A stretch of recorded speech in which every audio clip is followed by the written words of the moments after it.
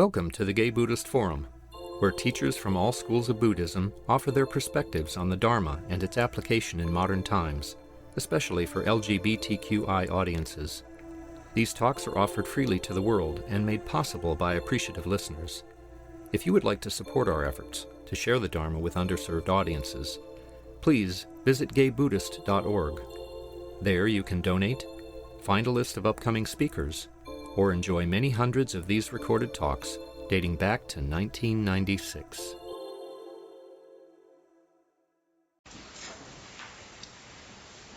Stuart, did Rob run away? I'm not sure. He's pounding his nose right There.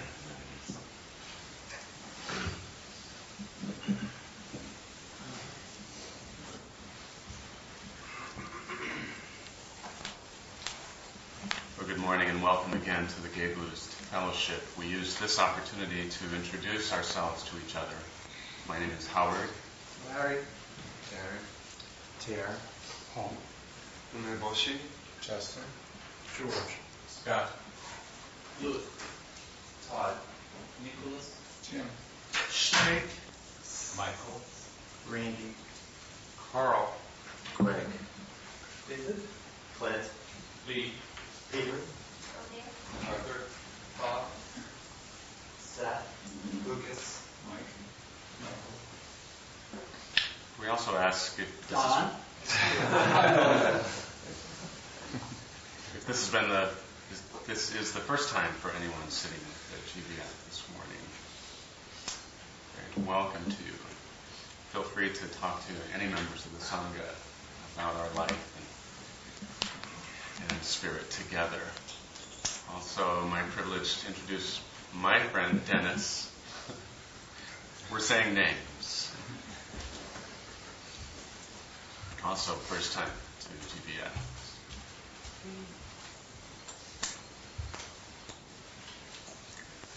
Well, I offer my apologies. I haven't done my homework in preparing for the bio to introduce our two guests. I do know that when I met them this morning, I looked at them and said, I know you guys. You're very familiar to me. And it turns out that I have met them at the bookstore in Sebastapol. The name of the bookstore? Many Rivers Books and Tea. Yeah. And I encourage you, if you're ever in the enchanted land of Sebastapol, to check out the bookstore. And they have this little back section set up for tea. Go and read through some books and sip on tea, and it's a wonderful environment. This is Rob Schmidt and Stuart Goodrich. Goodnick. Good what? Goodnick. As in no good. Goodnick.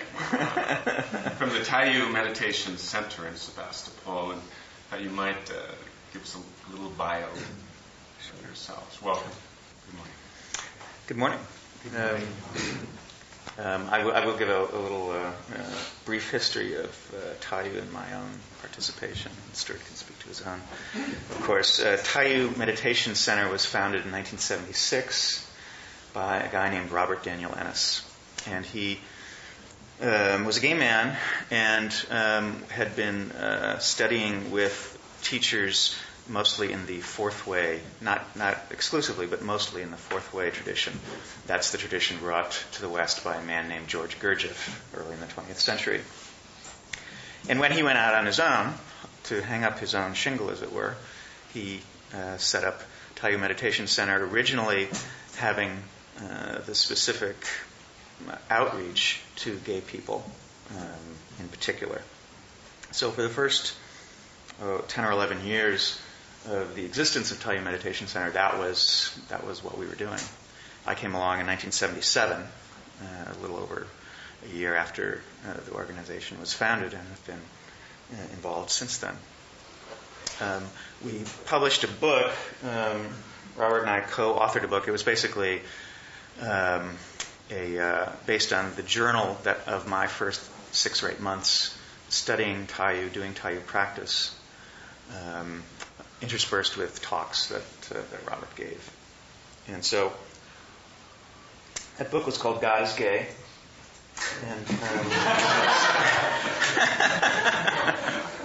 And it came out. It came out in 1979. I was using a different name at the time, Ezekiel Wright, Zeke for short. So people may or may not know of that book with the name Rob Schmidt. But that's me. I'm the one who did that one. And so back about in 86 or 87, well, it was 1986, we did the first conference on gay spirituality. We helped sponsor that over in Berkeley, and that was explicitly tailored to invite gay and lesbian practitioners and teachers, spiritual teachers, to come together and chat with one another, give talks, etc. And then there was the following year, in 1987, there was a second conference on gay spirituality, or COGS 2. And at that point, Robert decided that, we've done what we needed. We've made whatever contribution we need, and specifically to do what we could to further the work of making spiritual practice available to lesbians and gays. So since then our outreach has broadened to include everyone. Not that we were ever exclusive. We never excluded people, and there were straight folks from time to time in the first 10 years or so. But that's kind of the history. And then lately, we started this bookstore, Many Rivers Books and Tea. Maybe you want to talk about that since you're one of the founders. Well, first I'll talk a little bit about how I got involved with Tayu.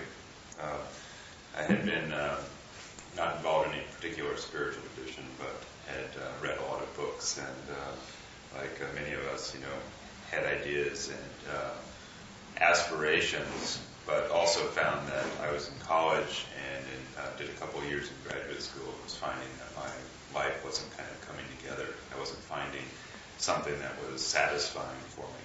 I kept looking outside of myself for something, whether it was a relationship or that next subject in academia that was going to make everything okay. And finally came to the conclusion that I needed something else. I needed some sort of spiritual community or spiritual teacher to help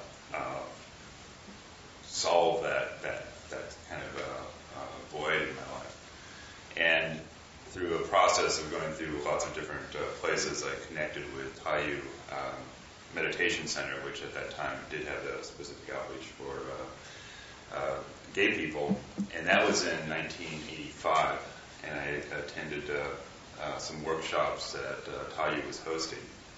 And as my relationship with Tayu deepened, and as I found that there was a vital spiritual teaching here that I was becoming more and more involved in, somewhere along the lines, as Rob mentioned, Robert decided that we were going to broaden our outreach. And so for me, I came in sort of at the tail end of the outreach for gay and lesbian people, and it became more of a general outreach. In a sense, both for me and for our teaching, the distinctions between gay, lesbian, and straight were just a part of the larger teaching. And so we practiced. The school existed in Sonoma County for many, many years. Robert Ennis died in 1998, and since that time, Rob has continued as the director of Tayu Meditation Center. And we opened a bookstore in 2002, November 2002, so we're almost 2 years old, called Many Rivers Books and Tea. We co-founded it with our friend Jim Wilson, who I think many of you know, and he's been a friend of our school for many, many years. And the idea with Many Rivers Books and Tea was to create a meeting area where many traditions can come together. And although we don't subscribe to the idea that everyone is saying the same thing, we do subscribe to the idea that all the different traditions ultimately lead into the same ocean. And so in that sense, we have a resource for our community that's available to one and all to explore different traditions, allow different traditions to have dialogues with each other, and in the meantime, experience the fine world of loose leaf tea, which as a drink we think is significant because it's been said that the spread of the plant tea, the biological spread of tea, has gone hand in hand with the spread of Buddhism in Asian culture. And so the cultivation of tea and the brewing of tea has been inextricably tied with spiritual practice for thousands of years. And so in that sense, whereas on one level you have Starbucks and Barnes and Nobles, with many rivers you have tea and some of the great spiritual literature. So on that note, I'll turn it back to Rob. All right, fair enough. So first I want to say we very much welcome questions and comments during our comments. So just let us know if you have something to say or a question to ask. We thought today we might just offer a perspective on Buddhist ethics from a Tayu ethical and practice standpoint. And the easiest way to do that, it seems to me, is to talk about the 6 Tayu precepts, as being different than the 5 basic precepts of Buddhism. By the way, I count myself a Buddhist, but a baby Buddhist. Tayu is my primary practice, but like the Chinese and many others in other cultures, it seems to me that it's not necessary to eschew other spiritual paths. That is to say that I think it's worthwhile pursuing more than one if one feels attracted to do that. And I've gotten a lot out of both Buddhist practice and Buddhist ideas along the way, and from other traditions as well. But I have actually taken refuge formally, so I can count myself a Buddhist if, as I say, a baby Buddhist. So, but I thought we would just go over briefly these 6 Tayu precepts and chat about them briefly. How they're certainly very different, although some of them actually, 1 or 2 of them in particular, are quite similar to the Buddhist precepts. The first one goes as follows: I will confront ignorance, seek understanding, love innocence. This is in some ways, it incorporates the entirety of the Tayu practice, because what Tayu is about is searching for truth and being able to understand truth and embody truth in every way imaginable. Yeah. Just so I can have clarity in terms of hearing, what degree of this is Gurdjieff saying, and what degree of this is your founder? Oh, Robert wrote these precepts, definitely. He was quite the innovator himself, and these, although I think they embody some of the principles that Gurdjieff thought were important, he definitely was quite an original guy. And in fact, while our basic practice, called self-observation meditation, is taken from the Gurdjieff tradition, our secondary practice is one that he drew upon several traditions to put together. It's a 2-person meditation practice. So it's people, in its most basic form, people sit together as close as possible without touching, establish and maintain eye contact, and attempt to put their full attention on the partner during that, for the duration of the practice. And that's something that that was an innovation of his. And then there are a whole series of elaborations of that, where it's possible to examine different aspects of one's habits in relationship with other beings, with other people, such that one can discover truth, the truth of one's habits and tendencies. So, does that answer? Thank you. Okay. So, I don't know if you had anything in particular that you wanted to say. I can go on about that. But Well, first precept. we can talk about do you want to do all the precepts, or do you want to... Should I run through them all? We can go through all of them, and then we'll return to the first one. Okay, so I will confront ignorance, seek understanding, love innocence. I will seek nothing for which I am not willing and able to pay. I'll repeat that. I will seek nothing for which I am not willing and able to pay. Is that precept number 2? Yes, correct. Number 3 would be, I will create the most fulfilling existence of which I am capable. Number 4 is, I will harm nothing in creation without true need. Number 5 is, I will love myself, I will love others also. And number 6 is, I will satisfy needs, surrender desires, expect surprises. Which is, in many ways, you put the first and the last one, I often think of as the best of the lot. It ends on an open note. It ends on an open note. That's exactly right. Yeah, and it's something that I think sometimes gets lost in a lot of practices that I know that experience. We're always experiencing surprise, because our minds can never predict all the stuff that's going to happen to us. In fact, they can predict almost none of the stuff that's actually going to happen to us. So it's a good thing to keep in mind. But it also can tie into this idea of satisfying needs and surrendering desires, which we can talk about when we get to that one.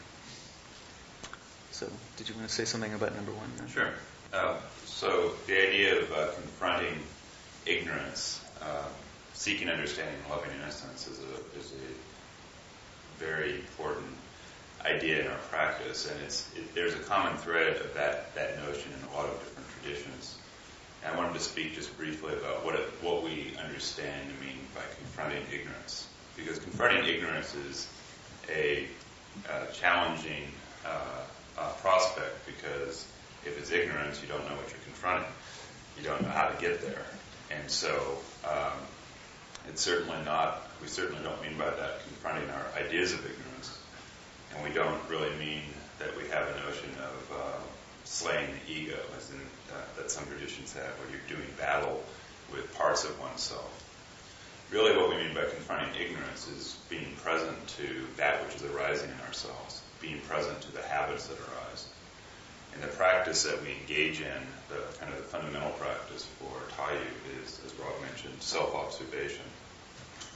And self-observation practice in its simplest form is you might call it a form of mindfulness. And I know in some Buddhist traditions that there are clear descriptions of mindfulness practice that seem very similar to our notion of self-observation. But with self-observation, the observer is present to what is happening, but the observer doesn't comment. So the observer is silent. So if there's this place of silence within ourselves that is able to be present to and aware of that which is arising within our consciousness, that is self-observation. We don't have to do anything with it. We don't have to fix or solve any problems. We simply need to be present to what is arising. And in our practice, we detail different levels of what that content may be: intellectual content, emotional content, or even physical or sensational content from the body. But from those 3 centers, we see that which arises.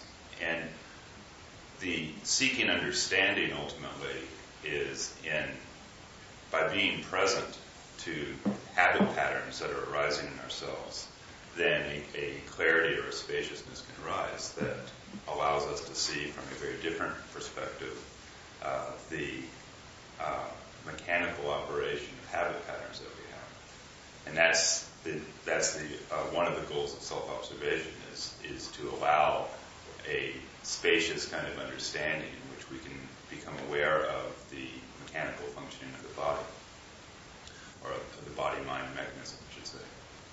And then ultimately, by loving innocence is the point we ultimately return to the place that we ultimately end up in by engaging in this practice. Innocence, and Robert used to say, sounds like in essence. And in the fourth way practice, there's this notion of essence, which is the natural self, or the self that is unconditioned by thought patterns and body patterns. And so ultimately, by being present to the habit patterns that we find ourselves embodying, we can ultimately find a place where we are something beyond that, something that doesn't identify itself with those habit patterns. Thank you. So the phraseology Robert would use, which I liked and still like, is that he would talk about two different kinds of innocence, just to expand on this last point briefly. And that is that we all know the innocence of a baby, of an infant. But what he was seeking to have us cultivate, offering for people to cultivate, is what he called innocence with knowledge. In other words, it's a way of seeking the truth, finding the truth, and incorporating it into your being in such a way that you can still express innocent joy at any moment, with no provocation, no justification, other than an appreciation of what's happening and arising at this moment. So that phrase, love innocence, is actually crucial, because it describes, in one sense, the goal, or one way to describe the goal that Tayu practitioners seek to cultivate. And that is this state of innocence with knowledge.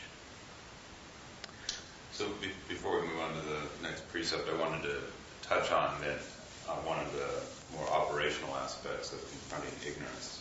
I mentioned earlier, well, how do you do that? One of the issues, or one of the distractions that can happen in spiritual practice is when we approach practice with the idea that there's a problem to solve. That you have some conceptual formulation that there's something wrong with yourself, and then you have to proceed to fix that. And we certainly see this time and time again with beginning practitioners, that there's a right way to act, and if you don't act that way, then there's a psychological part of ourselves that's very quick to remind ourselves that we've done something wrong and to get us back on the straight and narrow. So we try to, in our practice, not engage in that particular distraction. Rather, we have a formulation which we find very useful, which we call follow your dread. And it's Stuart like this. Yeah, I like this one. The reason that follow your dread is important is that usually to find that place in ourselves that we have most avoided witnessing. And remember, you don't have to do anything to fix it. It's simply to be present to something. Those parts in ourselves that we most want to avoid witnessing are accompanied by an affect of dread. It can be a little thing, like simply being honest to someone in a moment, saying what you really want to say, rather than being afraid that, if I say this, I won't be in control of the situation, and I don't know what's going to happen. Or it could be a big thing. It could be doing something you've never done before, like talking in front of a group, or sticking your neck out in any number of ways, either professionally, personally, artistically. There's lots of ways and lots of different forms in which dread arises as a force to keep us from acting, to keep us from doing things.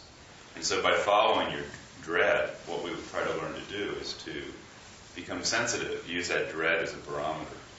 And when we find it arising in ourselves, in this kind of perverse way that spiritual practice has, we develop a taste for that feeling, and we move towards that.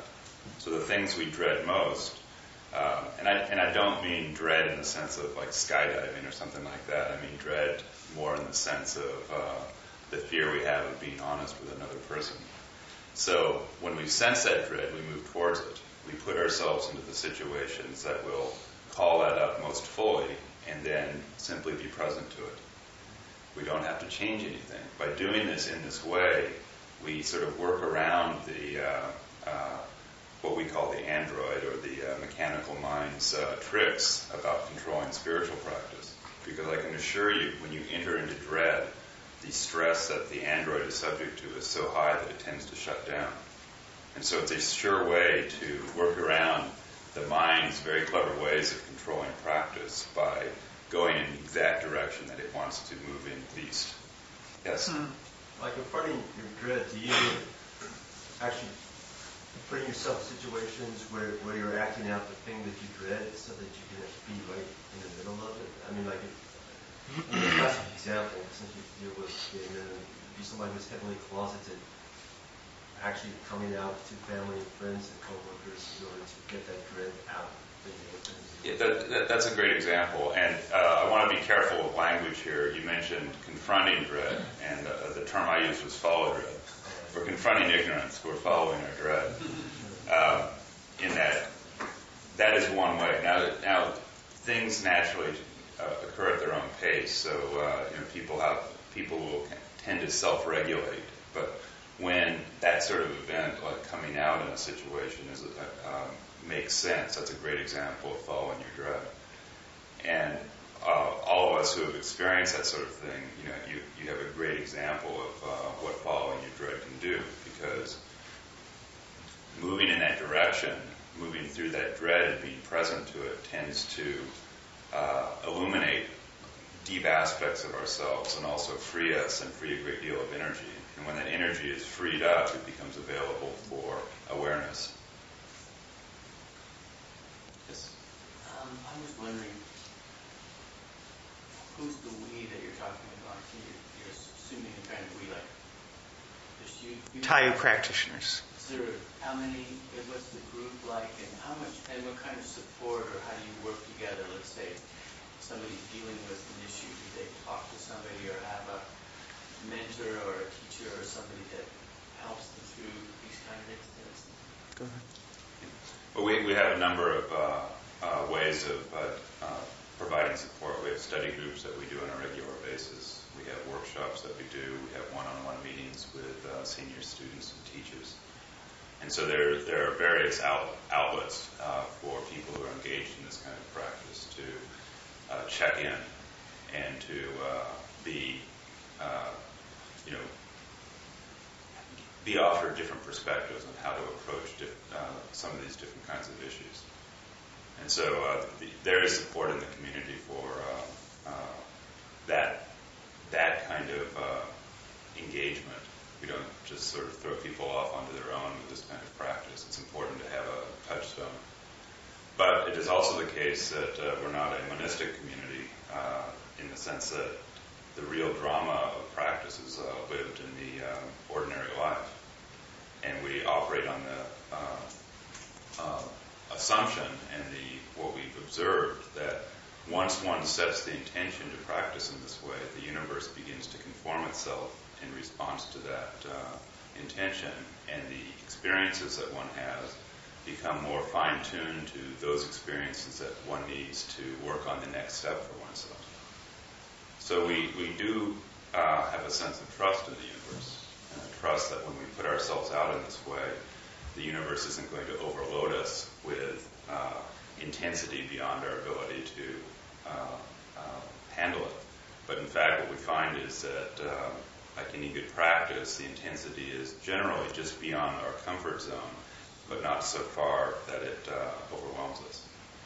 And that we can maintain that balance to the extent that we can because of our Tayu Sangha, to use a Buddhist term, because we have this context within which people are looking at these issues, discussing them as they arise, with people who have done similar things before and or who are engaged in similar issues, currently. So I think you were first. Yes. With this dread, are you thinking of sort of unalloyed dread, or these very common situations where there's dread and there's also like anticipation or something attractive about it. Otherwise, you wouldn't be in conflict if there weren't something equally attractive almost about it. That's a nice point. That's certainly the smaller situations are equally, if not more useful than the big situations. Robert Innes was always very clear, and I think this thread runs through many traditions, that if you take care of the small things and put your attention on the small things, make the smallest issue important, then the larger issues tend to take care of themselves very naturally. And so I appreciate your point that, in fact, the friction that this sort of dread tends to have is what Gurdjieff referred to as the conflict between yes and no. This intense conflicting energy in oneself that wants to move in one direction and wants to run away in the opposite direction as fast as possible. And we can sense that, and we can be aware of that. And if we move towards that without thinking about it, we find ourselves in situations that force us to be present and offer us insight into habits that we've been holding on to ourselves unconsciously. So in either case, it's a good thing to follow. Yes. We try to be fearless about these things, even when it's. I mean, the worst stuff, at least for me, in my own practice, the worst stuff was always the stuff I was the least reluctant to look at, and The least reluctant? the most reluctant. Thank you. The most reluctant to look at, and the least. I've always been, there are these areas, these things that I've done in the past, or these arenas of discomfort that other people wouldn't consider nearly as horrendous as we create them to be when we hold them in this little crucible of our head and heart. So, thank you. The discussion does give me some sense of what you mean about ignorance and innocence, but I wonder if you could talk a little more about what you mean by understanding within the context of that question. That's a good question, actually. Understanding, I guess, is something that I guess I'd use a synonym, wisdom, and by that I mean a state where one can sense in one's body, one's heart, and one's head simultaneously. This is the ideal. One can sense in all the aspects of one's organism what it is that it is appropriate to do in this moment. That's understanding or wisdom at its purest. It isn't,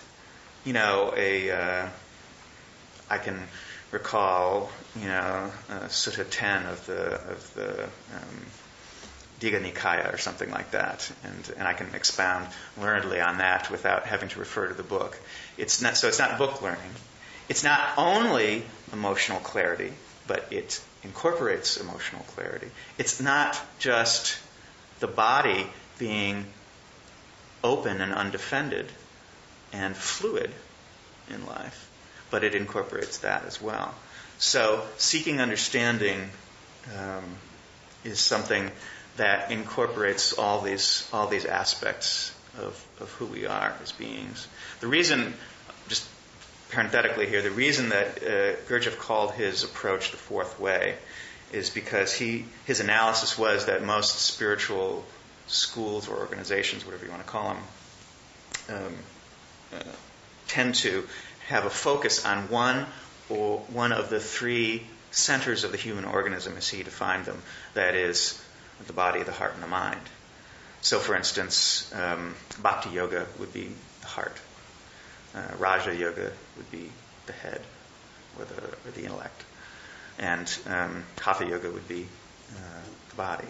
So his fourth way was so called because he said we should be cultivating practice on all three levels.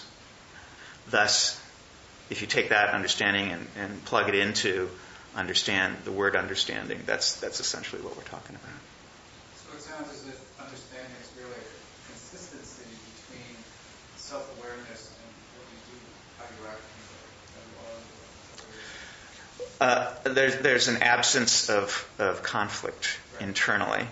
Or if conflict arises, which is the situation for most of us, as we work towards the goal of unanimity is a bad word, but I think you know what I'm trying to get at. There's a way to, through something like the self-observation practice that Stuart described, we can simply be with this conflict between yes and no. In fact, we can even learn things that we wouldn't be able to learn otherwise through observing this conflict as it arises. Instead of positing that as a problem that must be solved, that internal conflict actually then becomes part of the greater whole, and eventually we come to see that it's not a problem on any level, and then it manifests differently the more our understanding increases in all three centers in this for any given issue. Does that make sense? I think so, but you're bringing me to other thoughts. We're talking about aspects of the world you perceive in the bipolar way, good and not cold and all that, that these conflicts are inherent in existence, and just being part of it, understanding it, you lose the conflict of the fact that there are two poles to every aspect of being. I think that's right. I would agree with that, and in fact, Gurdjieff and Robert would have. I want you to use the stress of being in conflict. That's right. In the fourth way, we don't want to get rid of the energy of conflict. The energy of conflict is what fuels practice. It's what gives us the oomph to be willing to confront ignorance. Otherwise, we turn aside from it. That's a very important point. Gurdjieff had a notion of self-calming. He called that the arch-evil, or the chief evil. And self-calming is that process where, through our minds, we make everything okay. We make it all right. And we see self-calming happening in all sorts of levels, whether it's psychological or spiritual. We can tell ourselves a wonderful story. We can tell ourselves that we're all okay, we're all on our path, we don't have to do anything. Everything is just fine. And that's very soothing. But it also, what it does objectively is simply transfer energy, that might be available, as Rob was saying, for practice into a psychological, creation. And it just sucks us dry. We become devoid of energy in that sense, rather than having the kind of fuel that's necessary for true transformation. So, in our practice, staying on the edge of what is comfortable may sound, very austere. In reality, it's not. I mean, you're experiencing the life at its fullest. The colors are richer that way, and that energy then is maintained and transformed into energy of awareness. Thank you. I'm curious though if that becomes an end in itself. In other words, your relationship with your android becomes kind of the final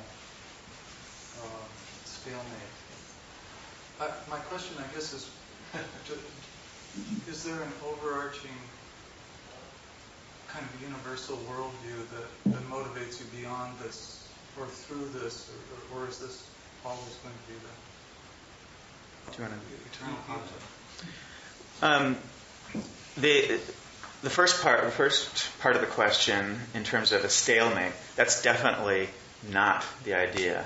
In fact, to employ a different metaphor here, the way I often like to think about this process is that actually the essence consumes the android, that is, incorporates it, such that it becomes available in a way that is not mechanical, that does not proceed through the mechanical process of association. This is something we haven't touched on, and we don't really have time to address in detail here. But But the idea is that the android thoughts or manifestations arise through the process of association. I see someone wearing a red dress, and I remember when I saw another person wearing something red that, something bad happened to me. And so that association comes up. What we want to be able to do is to not have that kind of mechanical reactivity guide us moment by moment. Instead, we want to be able to integrate the knowledge, not throw away or destroy the memory of that experience or the information associated with that experience. We want to have it available when it's relevant, and not when it's not relevant, so that we're not carrying it around, which is another metaphor that's frequently used for the ego or the android. So the android is being our Tayu term for that. So that's I think part of the answer to your question. Did you want to go for the second part? Or? So the second part of the question was if there's something overarching or beyond that, and indeed there is. If it sounds like we're focused in that area, it's mainly because often it's the practical details that are more important for practice, and really we subscribe that a lot of the larger picture or the larger transcendental issues become equally available when one engages in practice in a certain way. So we don't have to talk as much about that in one sense. But in another sense, there is an overarching, there is a transcendental reality that informs or motivates this practice. And it is a picture that I think I'll use a different language than Rob would probably use, but it's a picture of becoming less identified with the particular self and losing that sense of identification, simply being present with oneself as a part of a larger whole. And what understanding or depth or what that means experientially, we can provide a lot of words about, but we tend to be more focused on providing the path to allowing oneself to experience that directly for themselves. So that's probably why you get a flavor of our presentation, or certainly my presentation, that seems more focused on the problem space as opposed to on the solution. Does that answer the question?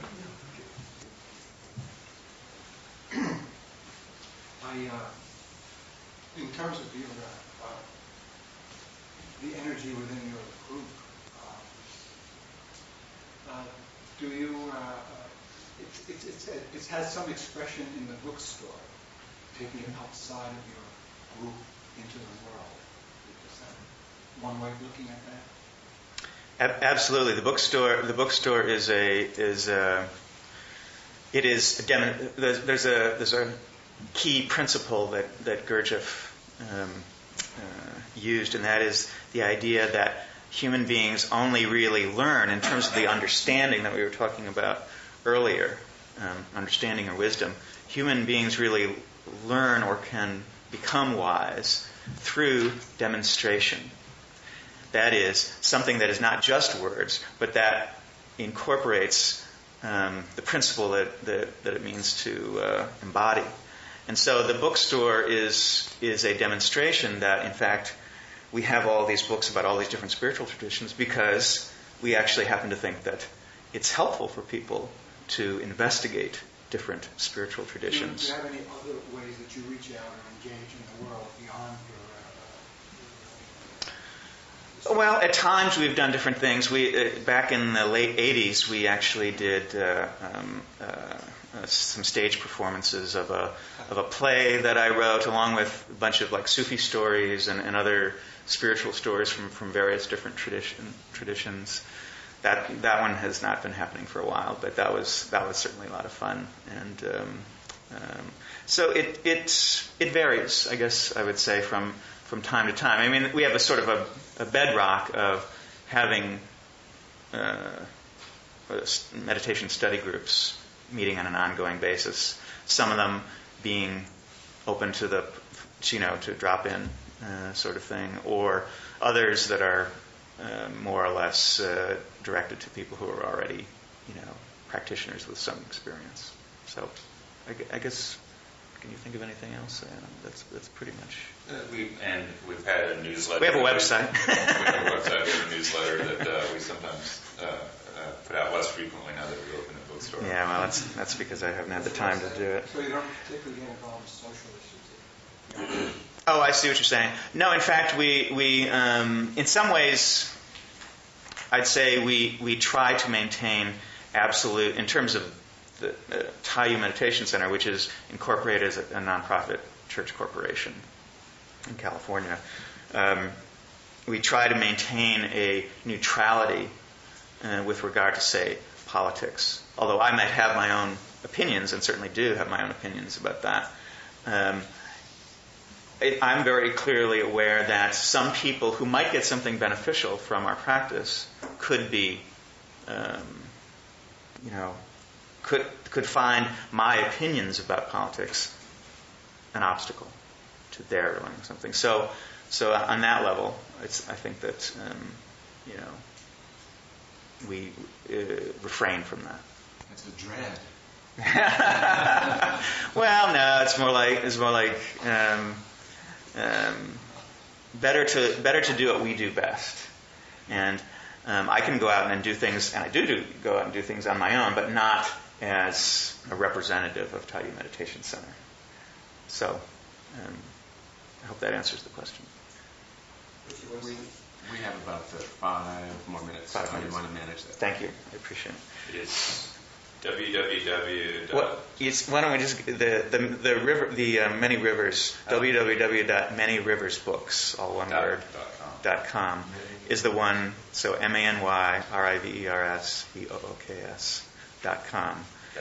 That has a link to the Tayu site. The Tayu site is a little bit longer. So the Tayu website's got some old information. Yeah, we haven't kept it up, but there are some materials that we've written and our founder has written that's available. Yeah, for instance, there's something called the Way of Tayu, which we actually sell as a little pamphlet or booklet in our store, but that's on the website, and that incorporates sort of a primer for Tayu understanding and practice.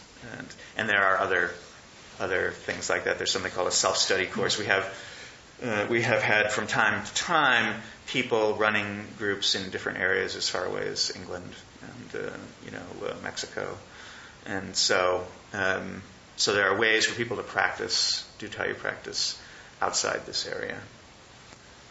I saw that hand first, I have to confess. Do you have gods and other accoutrements? Say again? Do you have gods and other accoutrements?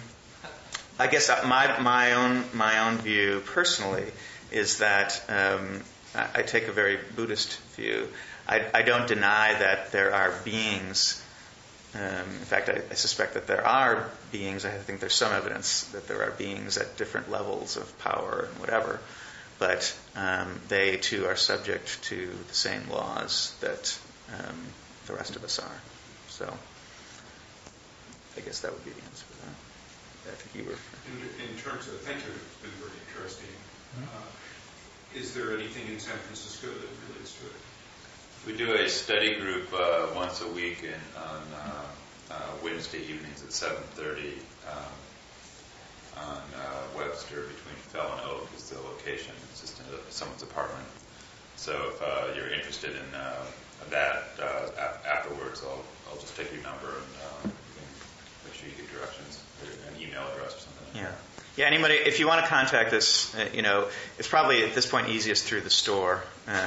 And you can email us to info@manyriversbooks.com or go to the website and get that information. That's a good question. I may have done. So we might have cards for anyone who's interested that has the email address on it. That's possible. What else? Other questions? Yes. Is the dual meditation practice you spoke of co-meditation, right? Real core practice of Tayu meditation? If so, could you say a word to how it's superior or different from ordinary solitary practice? Well, there's a couple of things I'll say very quickly. It is a core practice. It is a fundamental practice.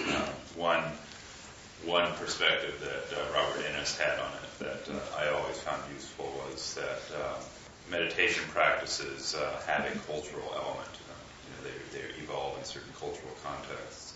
And although this isn't universally true, statistically it's the case that the cultures in which solo sitting meditation arose tended to have a cultural pattern of denying the individual and focusing on, your identity was defined by your group. So solo sitting meditation actually in that cultural context represents an incredibly radical departure from the norm that society is imposing.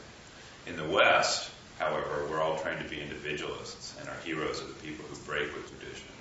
So in many respects, solo sitting meditation it doesn't always by any means, but it can reinforce certain patterns of isolation that we have.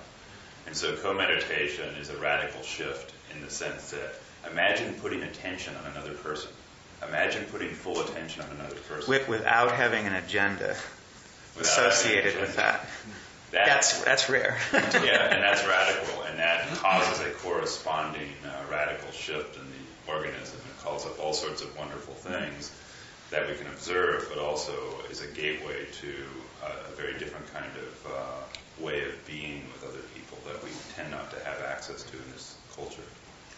We need to call this to closure, and I'm sure you'll be available afterwards for conversation.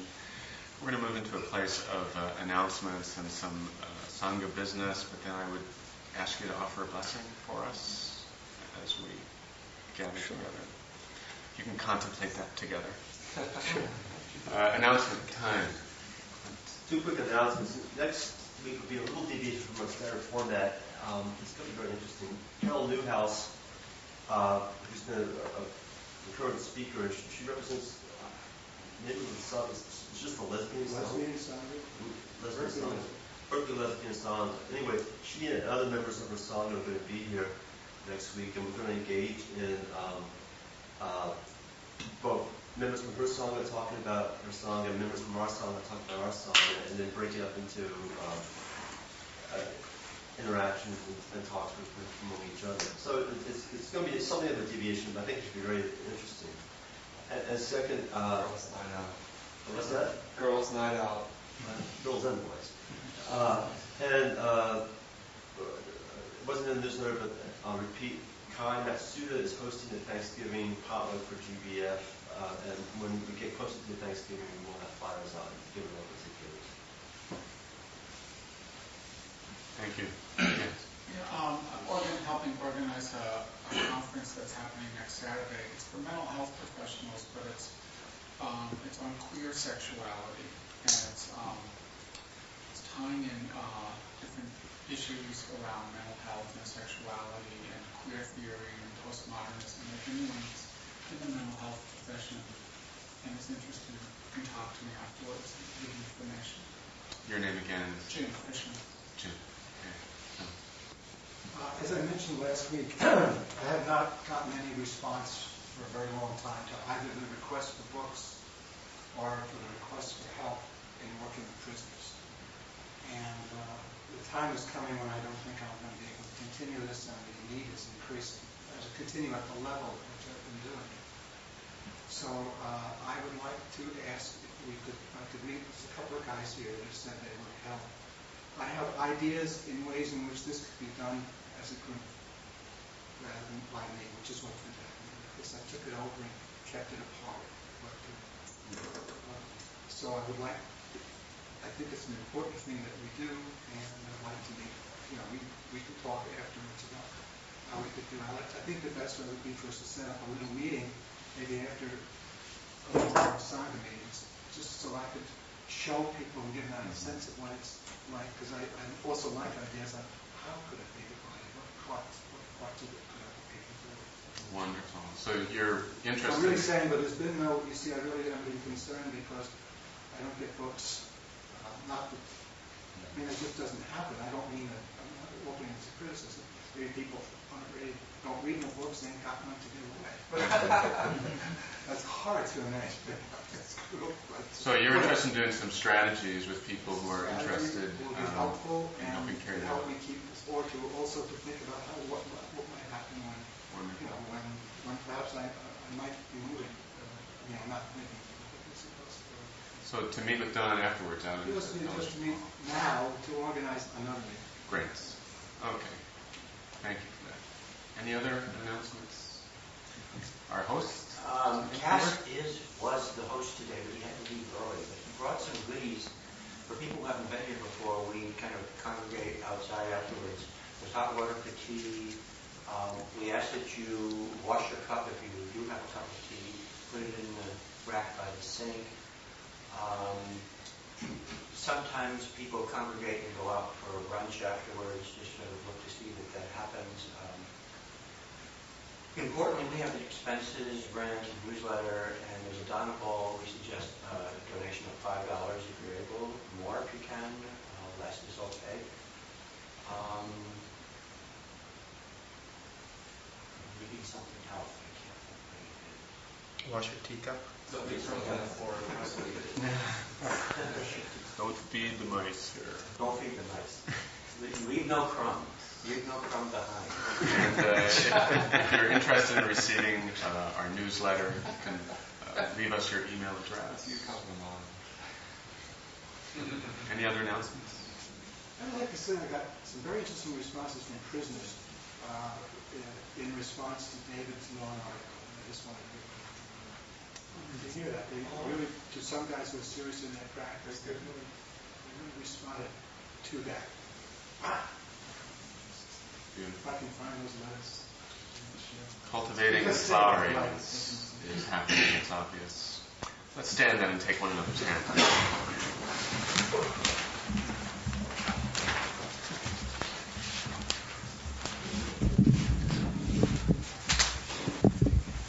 If I may, before you offer the closing blessing, a word of gratitude, certainly struck by voices that surface in the midst of gay, lesbian, bisexual, transgendered community. Voices that are becoming more vocal and clear and articulate and present in this culture, in this time. When I came out as a gay man not too long ago, my intent, quite seriously, was to come out into the gay community on the spiritual path. And it was somewhat difficult to find that path. But luckily, the universe was gracious, and I found the Gay Buddhist Fellowship. So whenever I hear about the communities of gay, lesbian, bisexual, transgender people open up, my heart opens up, and I offer declarations of gratitude for Gay Buddhist Fellowship, for your community in Sebastapol.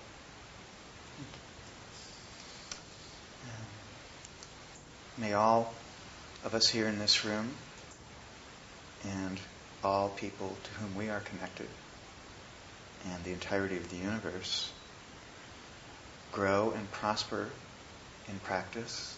May our practices mature and bear fruit to lessen suffering and increase happiness.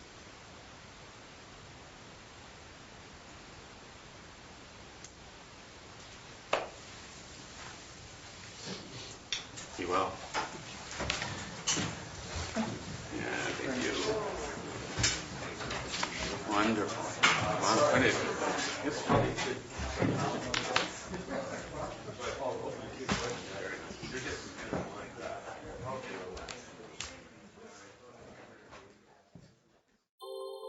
Thank you for listening to the Gay Buddhist Forum. If you would like to hear several new talks per month and be notified of upcoming speakers so you can participate live, please subscribe to this podcast, like us on Facebook, and join our mailing list by visiting gaybuddhist.org.